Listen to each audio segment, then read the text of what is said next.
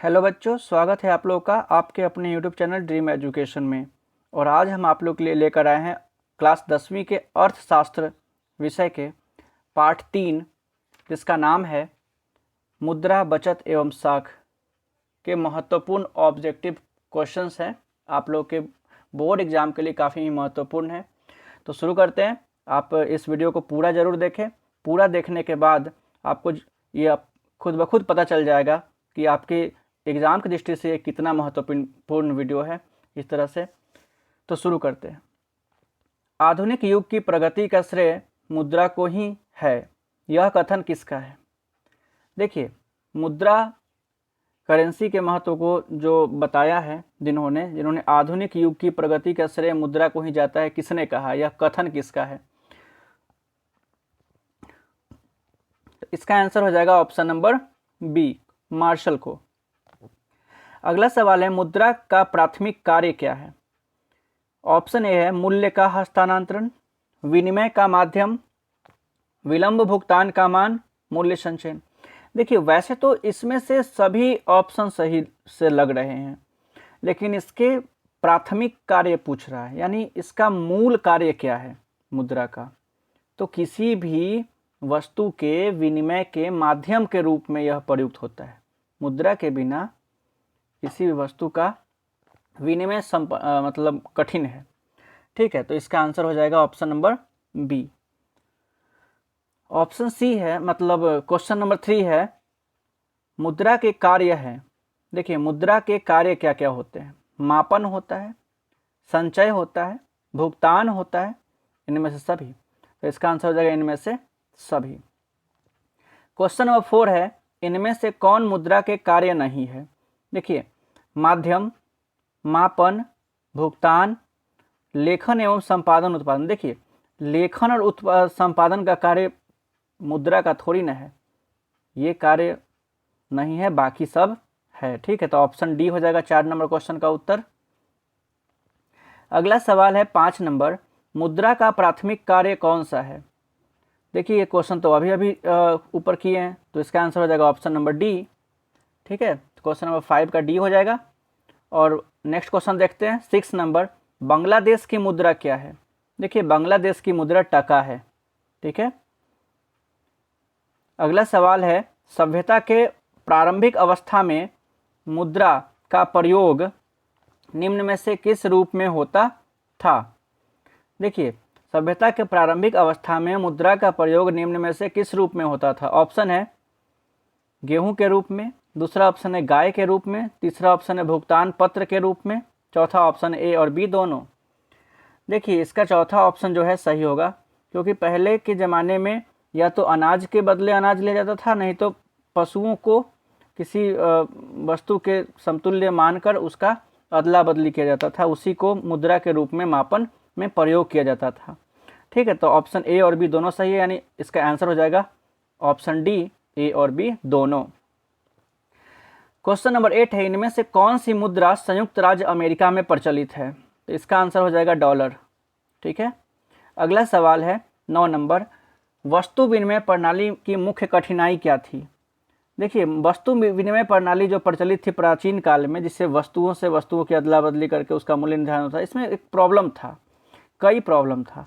जैसे पहला, आवश्यकताओं के दोहरे संयोग का अभाव। बिल्कुल, ये भी सही है, क्योंकि मान लीजिए कि किसी को कपड़े की आवश्यकता है और किसी के पास गाय है, तो वो गाय देकर कपड़े अगर लेगा तो उसका मूल्य में कितना का फर्क पड़ जाएगा, ये तो बात है। अब मान लो कि किसी को गाय की आवश्यकता नहीं है, तो वो तो कपड़ा देगा नहीं। इस तरह से कठिनाई होता था, आवश्यकताओं के दोहरे संयोग का अभाव, इसी को कहते हैं। दूसरा ऑप्शन है बी, मूल्य मापन में कठिनाई। बिल्कुल, और सी इसमें है ए और बी दोनों, तो यही आंसर होगा दोनों। अगला सवाल है 10 नंबर, निम्न में से किस प्रणाली के अंतर्गत आवश्यकताओं के दोहरे संयोग का अभाव होता है? वस्तु विनिमय प्रणाली में ऐसा कठिनाई होता है। ठीक है, ऑप्शन नंबर बी। 11 नंबर सवाल है, प्रारंभिक अवस्था में मनुष्य का व्यापार किस पर आधारित था?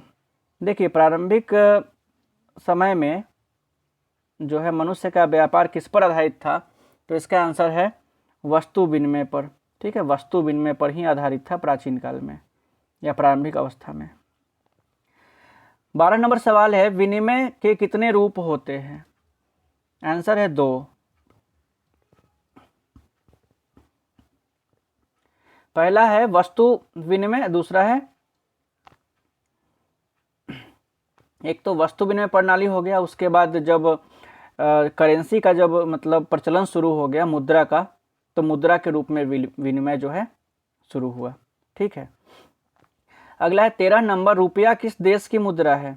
देखिए ये सवाल है, आप रुपया को तो पहचानते होइएगा ना, बिल्कुल। इसका आंसर ए है, ऑप्शन नंबर ए। अगला सवाल है 14 नंबर, विनिमय का सर्वोत्तम माध्यम क्या है? विनिमय का सर्वोत्तम माध्यम क्या है? तो इसका आंसर हो जाएगा मुद्रा, ऑप्शन नंबर सी। अगला सवाल है 15 नंबर, वस्तु विनिमय प्रणाली की निम्न में से कौन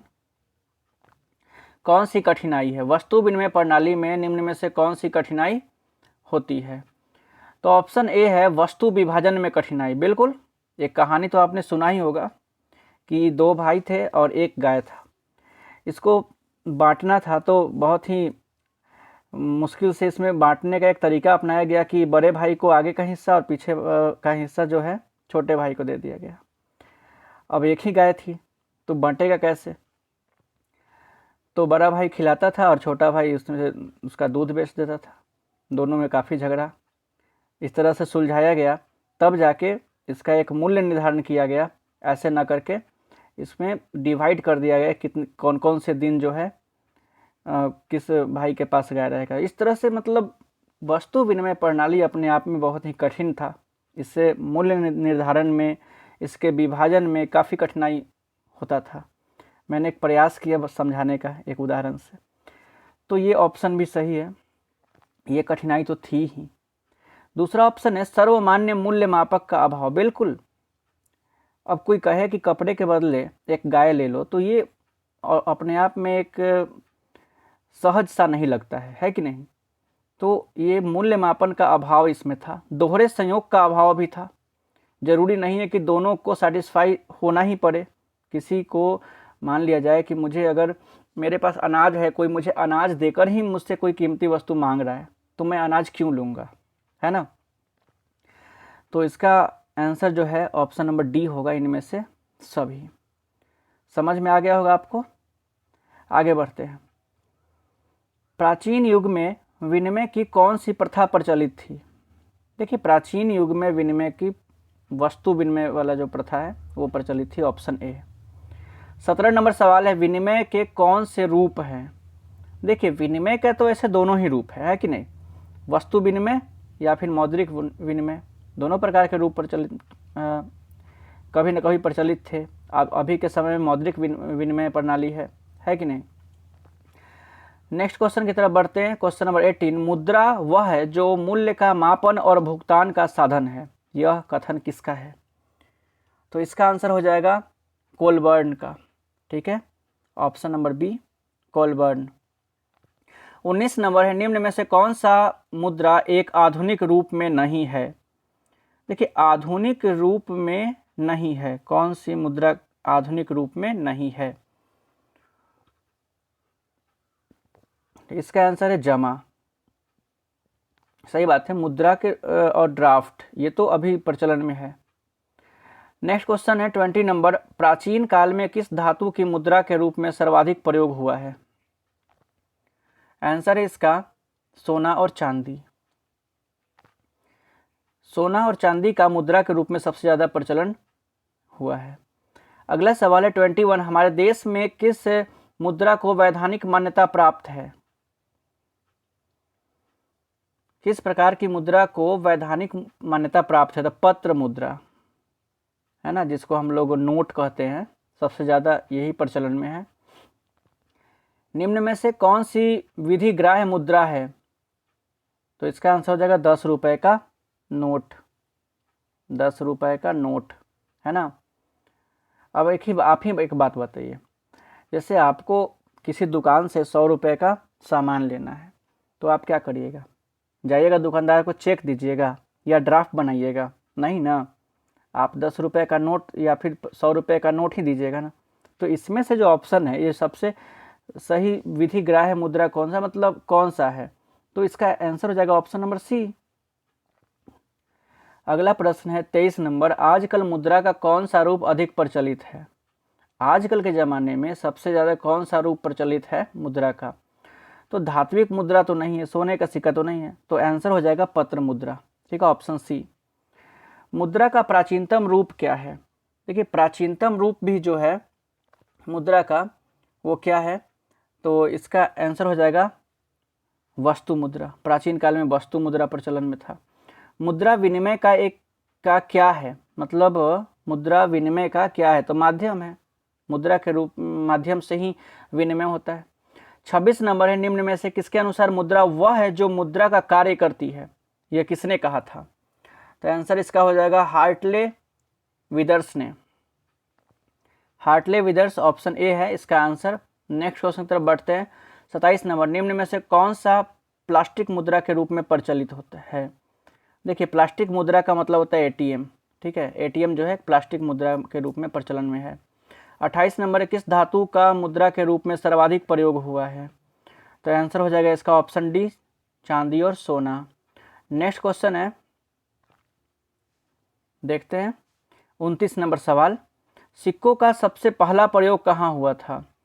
सिक्कों का सबसे पहला प्रयोग कहाँ हुआ था, तो इसका आंसर है सिक्कों का पहला प्रयोग लीबिया में हुआ था। ठीक है, आपको बताते चले कि कागजी मुद्रा का सबसे पहला प्रयोग चीन में हुआ था। ठीक है, लेकिन सिक्कों का सबसे पहला प्रयोग लीबिया में हुआ था। ये बात आप लोग के लिए बिल्कुल नई होगी। मुद्रा का क्या बोलते हैं, रुपए का नया प्रतीक क्या है। देखिए रुपए का नया प्रतीक ये वाला ऑप्शन डी है। ऐसा भी सवाल पूछ सकता है, ये सवाल किसी बुक में जल्दी मिलता भी नहीं, ये सवाल भी काफ़ी महत्वपूर्ण है आप लोगों के लिए। ऑप्शन डी है, आपने कई बार देखा होगा रुपया को इस तरह से इंडिकेट करते हुए, इस तरह से, है ना। अगला सवाल है, 1 रुपये का नोट जारी किया जाता है किसके द्वारा, यानी 1 रुपये का जो नोट होता है कागज वाला, आप लोग के पास होगा, अगर नहीं होगा तो बहुत ही रेयर है, कम ही मिलता है ना, तो आप देखिएगा। ठीक है, तो 31 नंबर जो है इसका आंसर हो जाएगा इनमें से कोई नहीं, यानी रिजर्व बैंक ऑफ इंडिया द्वारा भी नहीं, केंद्रीय सरकार द्वारा भी नहीं, सेंट्रल बैंक ऑफ इंडिया द्वारा। यह जो होता है वित्त सचिव द्वारा होता है। ठीक है, इस पर देखिएगा, इसका हस्ताक्षर होता है वित्त सचिव का।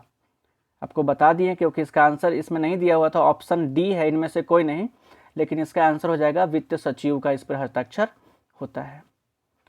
अगला सवाल है, देश का पहला एटीएम किस बैंक ने स्थापित किया था। काफ़ी इंटरेस्टिंग सवाल है। सोचिए, एटीएम अभी जो सामान्य रूप से प्रचलन में है, लेकिन देश का पहला एटीएम किस बैंक के द्वारा स्थापित किया गया होगा, तो ऑप्शन है bank of India, reserve bank of India, state bank of India, central bank of India. देखिए भारत का वाणिज्यिक बैंक है स्टेट बैंक ऑफ इंडिया, इसी के द्वारा सबसे पहला एटीएम भारत में स्थापित किया गया था। अगला सवाल है 33 नंबर, आधुनिक युग की अर्थव्यवस्था की प्रगति का श्रेय किसको दिया जाता है। देखिए आधुनिक युग में सबसे तेजी से अगर अर्थव्यवस्था प्रगति हुई है तो इसका कारण है मुद्रा ही। मुद्रा के लेन देन से ही आर्थिक क्रियाओं में तेजी आया और अर्थव्यवस्था को प्रगति मिली, है ना। 34 नंबर है, किस धुरी के चारों ओर संपूर्ण आर्थिक विज्ञान चक्कर काटता है। इसका आंसर है ऑप्शन नंबर सी, मुद्रा। यानी मुद्रा के चारों ओर ही संपूर्ण आर्थिक विज्ञान जो है चक्कर काट रहा है, यानी एक अर्थव्यवस्था मुद्रा पर आधारित है कि नहीं, ऑप्शन नंबर सी। 35 नंबर है, मुद्रा के निम्न महत्व है। मुद्रा के निम्न महत्व है, पहला है मुद्रा और औद्योगिक प्रगति, ऑप्शन बी है आय का समुचित उपयोग, ऑप्शन सी है भौतिक उन्नति का साधन, ऑप्शन डी इनमें से सभी। इसका आंसर हो जाएगा इनमें से सभी। क्यों, तो उसका भी हम लोग अभी डिस्कशन कर ही लेते हैं। देखिए मुद्रा का महत्व है मुद्रा और औद्योगिक प्रगति में, बिल्कुल मुद्रा से ही उद्योगों का भी विकास होता है ना। आय का समुचित उपयोग जो भी आय होता है उसका उपयोग हम लोग मुद्रा के रूप में ही करते हैं। यानी मान लीजिए कोई भी सामान हम खरीदते हैं तो उसके बदले किसी को हम मुद्रा ही देते हैं ना। 100 रुपये का सामान देंगे तो 100 रुपये का नोट देते हैं किसी को। तो मुद्रा का समुचित उपयोग हम कर पाते हैं। और भौतिक उन्नति के साधन, यानी भौतिक जीवन में जो भी प्रयोग होता है, जो भी वस्तुएं हम लोग लेते हैं अपने सुख साधनों के लिए, तो उसमें मुद्रा ही प्रमुख रूप से हिस्सा माने भागीदार होता है। मान लीजिए मार्केट में हम जाते हैं कोई सामान खरीदने, मेरे पास पैसा नहीं है तो क्या हम खरीद पाएंगे? बिल्कुल नहीं। तो मुद्रा का यहाँ पे महत्व बढ़ जाता है। तो ऑप्शन सी भी सही है। तो इस तरह से इसका चारों ऑप्शन सही है। ऑप्शन नंबर डी इसका आंसर हो जाएगा। 36 नंबर है, किसने कहा था कि आधुनिक विश्व में उद्योग मुद्रा रूपी वस्त्र धारण किए हुए हैं? किसने कहा था? तो इसका आंसर हो जाएगा पीगू ने। ठीक है, ऑप्शन सी। नेक्स्ट क्वेश्चन की तरफ बढ़ते हैं। 37 नंबर, किसने कहा था कर्ज जमा की संतान है और जमा कर्ज की संतान? यह किसने कहा था? तो इसका आंसर है केन्स ने कहा था। ठीक है, केन्स ने कहा था। अगला सवाल है 38 नंबर, निम्न में से कौन साख पत्र के अंतर्गत नहीं आता?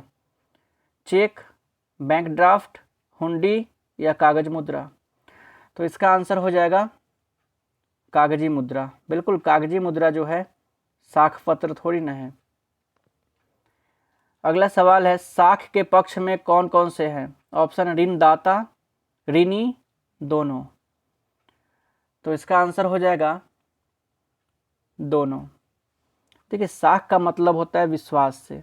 जैसे कोई एक व्यक्ति है जो किसी को कर्ज देता है, ठीक है, तो साख का मतलब होता है कि किसी न किसी विश्वास के पर ही देता है। अगर मान लीजिए कि गांव में किसी को पैसे की ज़रूरत होती है तो उसको जानता पहचानता है, उसके व्यक्तित्व को, उसको हमेशा से तभी ही कर्ज देता है। और नहीं, अगर किसी को जानता पहचानता नहीं है तो उसके बदले कोई एग्रीमेंट के थ्रू ही कर्ज देता है। यही साख कहलाता है कि नहीं? यानी दोनों से संबंधित है, ऋणी और ऋणदाता। 40 नंबर है, साख के मुख्य आधार क्या होते हैं? देखिए, साख के मुख्य आधार जो होते हैं, ऋण की राशि, दूसरा ऑप्शन है समय, तीसरा ऑप्शन व्यक्ति का चरित्र, चौथा है डी, ऑप्शन नंबर डी, उपयुक्त तीनों। तो इसका सही आंसर हो जाएगा उपयुक्त तीनों। कोई भी व्यक्ति जो है किसी को कर्ज या ऋण देता है तो ये तीन चीज़ें हमेशा ध्यान में रखता है कि ऋण कितना दे रहे हैं, समय की अवधि, एक बॉन्ड बना दिया जाता है कि 2 साल, 4 साल या 1 साल में चुकाना, या बैंक भी इसी आधार पर देती है। और निश्चित रूप से चरित्र भी देखा जाता है व्यक्ति का कि व्यक्ति कैसा है, क्या करता है, नहीं करता है कि नहीं? 41 नंबर सवाल है, आय एवं उपभोग में अंतर को क्या कहते हैं? देखिए, रिपीट क्वेश्चन है, इसका आंसर हो जाएगा बचत। अगला सवाल है 42 नंबर, निम्नलिखित में से साख पत्र के अंतर्गत कौन आता है? देखिए, साख पत्र का मतलब होता है कि जो माने जो ऋण की गारंटी दे, है ना, गारंटी पत्र कह सकते एक तरह से। तो वो क्या होता है? चेक होता है, बैंक ड्राफ्ट होता है, यात्री चेक होता है, इनमें से सभी। बिल्कुल, इनमें से सभी होगा। आपने कभी चेक देखा होगा कि किसी व्यक्ति को अगर हमें भुगतान करना होता है, चेक पे भुगतान की राशि साइन और ये सब कुछ करके हम दे देते हैं, वो व्यक्ति कभी भी उससे पैसे क्या कर सकता है? निकाल सकता है कि नहीं? 43 नंबर है, साख का संबंध किससे है? ऑप्शन डी है, विश्वास से। 44 नंबर है, साख का अर्थ क्या है? तो इसका अर्थ है विश्वास करना और ऋण लौटाने की क्षमता, ये दोनों इसका अर्थ है, यानी ऑप्शन सी इसका आंसर होगा। अगला सवाल देखते हैं 45 नंबर, इनमें से कौन साख का आधार नहीं है? देखिए, साख का आधार कौन नहीं है? तो विश्वास करना तो है, चुकाने की क्षमता भी है, ऋण की अवधि भी है, यानी शिक्षा। ये साख का आधार थोड़ी ना होता है। किसी व्यक्ति की शिक्षा को देखकर कोई कर्ज थोड़ी ना देता है। कर्ज चुकाने की क्षमता होनी चाहिए, विश्वास होना चाहिए और ऋण की अवधि निश्चित होनी चाहिए। ये तीन चीज़ों को देखकर जो है कोई भी व्यक्ति किसी को ऋण देता है, यानी शिक्षा जो है साख का आधार नहीं है। नेक्स्ट क्वेश्चन है 46 नंबर, बचत को प्रभावित करने वाले प्रमुख तत्व कौन है? देखिए, बचत कैसे होता है, उसको प्रभावित करने वाला है कौन कौन है? तो बचत करने की क्षमता। देखिए, जितना ज़्यादा किसी की कमाई होता है उसमें बचत करने की क्षमता ज़्यादा होता है। जैसे मान लीजिए कि कोई व्यक्ति अगर 10,000 का कमाता है, उसमें से 8,000 उसका पर मंथ का खर्च है, तो 2,000 ना बचत कर पाएगा। अगर सेम टाइम में दूसरा कोई व्यक्ति अगर है, अगर वो 50,000 कमाता है, ठीक है, उसका मानसिक क्या बोलते हैं मासिक इनकम जो है 50,000 है, अगर वो 10,000 भी पर मंथ खर्च करेगा तो उसका बचत जो है वो 40,000 हो गया ना। तो बचत करने की क्षमता आय पर निर्भर करती है। तो बचत को प्रभावित करने वाला प्रमुख तत्व है बचत की करने की क्षमता, ठीक है। दूसरा है बचत करने की इच्छा, बिल्कुल इच्छा ज़रूरी है। और बचत करने की सुविधा, ये भी ज़रूरी है। सुविधा मतलब कि बैंकिंग सुविधाएं जिसमें आप अपने बचत राशि को रख सके। तो ऑप्शन डी इसका सही आंसर हो जाएगा। चलिए, तो इस तरह से समाप्त हो गया चैप्टर भी। आपको उम्मीद है कि इसके प्रश्न काफ़ी बेहतर लगे होंगे और आपके एग्ज़ाम की दृष्टि से भी काफ़ी महत्वपूर्ण है। जैसा हम लगभग हर वीडियो में आपको बताते हैं कि आपको अगर इस तरह के वीडियोज़ अच्छा लगता है तो निश्चित रूप से शेयर करें, सब्सक्राइब करें और लाइक करें। और बहुत सारे जो ऑब्जेक्टिव हैं सभी विषयों के, वो आपको मिलेंगे आगे आने वाले वीडियोज़ में। और एग्ज़ाम की तैयारी का कैसे किया जाए और किस तरह से प्रश्न पूछे जाते हैं, किस तरह के प्रश्न आपके लिए महत्वपूर्ण होंगे, सभी तरह के वीवीआई क्वेश्चन जो होंगे आपको इस चैनल पे अवेलेबल करा दिए जाएंगे। इसलिए ज़रूर इसे सब्सक्राइब लाइक ज़रूर करें। धन्यवाद।